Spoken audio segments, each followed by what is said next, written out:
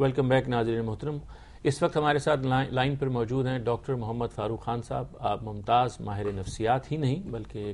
ایک ممتاز دانشور بھی ہیں. آپ دینی علم میں بھی دسترس رکھتے ہیں. میں ڈاکٹر صاحب آپ کو خوش آمدید کہتا ہوں. ڈاکٹر صاحب ہم گفتگو کر رہے ہیں فجر کے وقت کے بارے میں جس کو ہم نے کھو دیا ہے بطور مسلمان کے، مسلمان انڈیویجولی بھی اور مسلمان کلیکٹیولی بھی. ہم آپ سے پوچھنا یہ چاہتے ہیں کہ بطور ایک ماہر نفسیات کے آپ ہمیں یہ بتائیے کہ اس وقت کی اہمیت آپ کی نگاہ میں کیسے ہے، اور یہ بھی بتائیے گا کہ اس وقت کو اختیار کرنے کے بعد جو زندگی کا دن بھر کا معمول بنتا ہے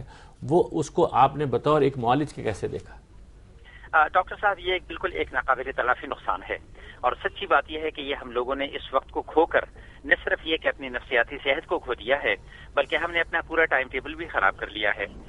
قدرت کا قانون یہ ہے کہ شام کو رات کو انسان کے اوپر ایک نیند طاری ہو جاتی ہے، اور یہ نیند رات کو کمپلیٹ ہو جائے تو صبح سویرے سورج نکلنے کے ساتھ ہی زندگی کی ایکٹیویٹیز جو ہیں وہ شروع ہو جاتی ہیں، اور ان کو اسی طریقے سے شروع ہو جانا چاہیے. اگر یہ سلسلہ گڑبڑ ہو جائے اور اس سلسلے میں پرابلمز پیدا ہو جائیں تو اس کا نتیجہ ذہنی اور نفسیاتی بیماریوں کی شکل میں بھی نکلتا ہے، اور کم از کم ٹینشن کی شکل میں نکلتا ہے. انسان کے اندر ایک گھڑی ہے جو اس کے ذہن میں لگی ہوئی ہے. وہ گھڑی انسان کو بتاتی ہے کہ یہ تمہارا قدرتی ٹائم ٹیبل ہے. اس قدرتی ٹائم ٹیبل کو کھو کر ہم کچھ نہیں پاتے بلکہ ہم تمام چیزیں کھو دیتے ہیں، اور اس کے نتیجے میں ہر ایک معاملہ ہماری زندگی کا وہ ایک غلط رخ اختیار کر لیتا ہے. ڈاکٹر صاحب یہ بتائیے کہ دنیا کے دیگر حصوں میں جہاں اوقات کار، سورج کا طلوع ہونا، غروب ہونا وہ بہت مختلف ہے ہم سے. میں ابھی یہ سوچ رہا تھا کہ اپنے ساتھ جو علماء ہیں ان سے بھی یہ بات کروں گا، لیکن آپ لائن پر ہیں تو میں آپ سے بھی استفادہ کر لوں کہ ان جگہوں پر تو ہم دیکھتے ہیں کہ دن اور رات کا کانسیپٹ بعض اوقات بہت مختلف ہو جاتا ہے. مثال کے طور پر رات 4-5 گھنٹے سے زیادہ کی نہیں ہوتی، کچھ جگہوں پر اس سے بھی کم ہوتی ہے. تو وہاں پر تو یہ جو فطری اوقات نماز کے ہیں وہ اس طرح نہیں رہتے، نہ وہ فجر اس طرح ہوتی ہے، نہ وہ تہجد کا وقت اس طرح ملتا ہے، نہ وہ مغرب اور عشاء کے درمیان وہ وقت ہوتا ہے. بلکہ آپ دیکھیے کہ نماز اور نہیں، اور صرف نماز ہی نہیں بلکہ روزے پر بھی اس کا بڑا اثر پڑتا ہے. اس کو آپ کیسے دیکھتے ہیں، یعنی سائنسی اعتبار سے بھی اور مذہبی اعتبار سے بھی؟ ڈاکٹر صاحب میں آپ کو بتاؤں کہ پوری دنیا کا اگر مشاہدہ کیا جائے تو ہمارے یہاں یہ ٹائم ٹیبل جتنا بگڑا ہوا ہے اتنا ساری دنیا میں کہیں بھی نہیں بگڑا ہوا. مثال کے طور پر آپ مغرب کو دیکھ لیجئے، ہمیشہ تمام دفاتر، وہ گرمی ہو یا سردی، وہ 8 بجے کھلیں گے اور وہ 4 بجے بند ہو جائیں گے، اور 4 بجے یا 9 سے 5 زیادہ سے زیادہ، جی زیادہ سے زیادہ، یا 5 بجے پھر بند ہو جاتے ہیں. درمیان میں 1 گھنٹے کا وقفہ ہو جاتا ہے. اور پھر آپ یقین جانیے کہ پوری مغربی دنیا میں ایک سوائے نیو یارک کے، اور ممکن ہے کہ 1-2 اور بڑے شہر ایسے ہوں، اس کے علاوہ باقی ساری دنیا میں وہاں 6 بجے دکانیں بند ہو جاتی ہیں، اور رات کے 8 بجے کے بعد تو پھر باہر نکلنے کا سوال ہی پیدا نہیں ہوتا. طلباء عام طور پر رات کے 8:30 یا 9 بجے سو جاتے ہیں، اور 10 بجے کے بعد تو پھر کسی کے جاگنے کا سوال ہی پیدا نہیں ہوتا. چنانچہ جن جگہوں میں سورج کے نکلنے کے اوقات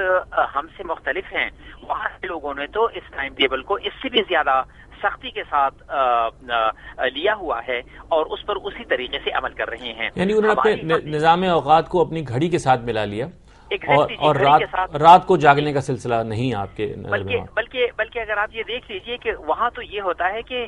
یعنی بے شمار اوقات ایسے ہوتے ہیں کہ جن میں ہمارے یہاں فجر کے وقت میں لوگ بالکل باہر نکل جاتے ہیں، اور باہر وہ اپنی ڈیوٹیز پر چلے جاتے ہیں، جبکہ ہمارے یہاں آپ دیکھ لیجئے اسکولز کے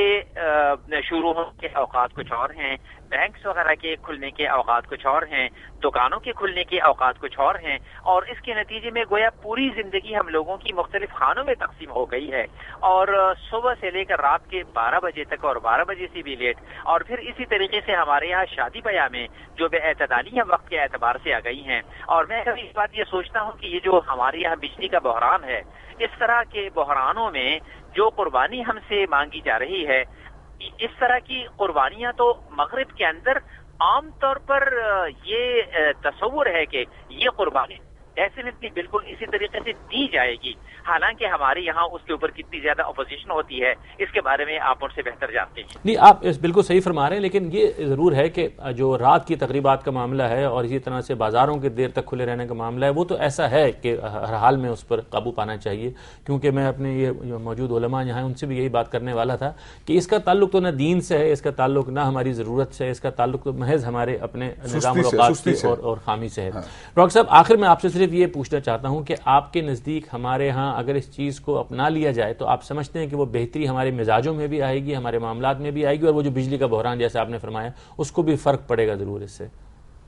زندگی گزارنے کا سب سے اچھا طریقہ قدرتی طریقہ ہے، اور یہ وہی طریقہ ہے کہ جس کے تحت ایک انسان فجر کی نماز پڑھتا ہے، فجر کی نماز کے بعد وہ تھوڑی بہت تلاوت کرتا ہے، اس کے بعد وہ ناشتہ کرتا ہے، اور ناشتے کے بعد سب لوگ اپنے اپنے کاموں پر نکل جاتے ہیں اور شام سے پہلے پہلے اپنے اپنے کاموں سے واپس چلے آتے ہیں. یہ ایک ایسا ٹائم ٹیبل ہے جو ٹینشن فری ٹائم ٹیبل ہے. یہ ایک ایسا ٹائم ٹیبل ہے جس میں انسان اپنے بدن اور اپنے نفس کا پورے طریقے سے خیال رکھ سکتا ہے، اور اسی ٹائم ٹیبل کے مطابق اگر انسان زندگی گزارے تو یہ ایک اچھی زندگی گزر سکتی ہے بنسبت اس زندگی کے جس زندگی کو آج کل ہم گزار رہے ہیں جس انتہائی خراب ٹائم ٹیبل کے تحت. ڈاکٹر صاحب، میں آپ کا بہت شکر گزار ہوں، بڑی نوازش. خدا حافظ. حافظ صاحب، مجھے آپ ابھی بتا رہے تھے کہ بعض اوقات آپ کے ہاں بھی جو دینی موضوعات پر آپ کی گفتگو ہوتی ہے، جو تقریبات ہوتی ہیں جس میں دین سیکھنے کا معاملہ زیر بحث ہوتا ہے، وہ بھی عشاء کے بعد شروع ہوتی ہیں. تو اب بات یہ ہے کہ یہ اصلاح شروع کیسے ہوگی؟ آپ خود ایک قیادت کی جگہ پر ہیں. اگر ہم ذکر کرتے ہیں کہ ابھی فجر کے معاملے کو زندہ کیا جائے، اس وقت کو بہتر کیا جائے، تو پھر کیسے ہوگا اگر آپ خود یہ کام عشاء کے بعد شروع کریں؟ میں نے یہ بات محسوس کیا کہ وہ تقریبات جو عشاء کے بعد شروع ہوتی ہیں ان کا فائدہ اس اکیلے خطبہ جمعہ کے مقابلے میں بہت کم ہوتا ہے جس کو ہم دن کے وقت سنتے ہیں. اس کی وجہ یہ ہوتی ہے کہ رات کے ٹائم کچھ شوق کی وجہ سے، کچھ دلچسپی کی وجہ سے لوگ آ تو جاتے ہیں، لیکن ان کے اوپر وہ چاقو چوبند اور جسم اتنا ان کا نشیط نہیں ہوتا کہ صحیحانہ گفتگو ابزار کر سکے. تو میں تو خود بھی کئی بار ریکمینڈ کرتا ہوں، اپنے چاہنے والوں کو بھی ریکمینڈ کرتا ہوں، اور بلکہ تمام مذہبی لوگوں کو ریکمینڈ کرتا ہوں کہ اس کا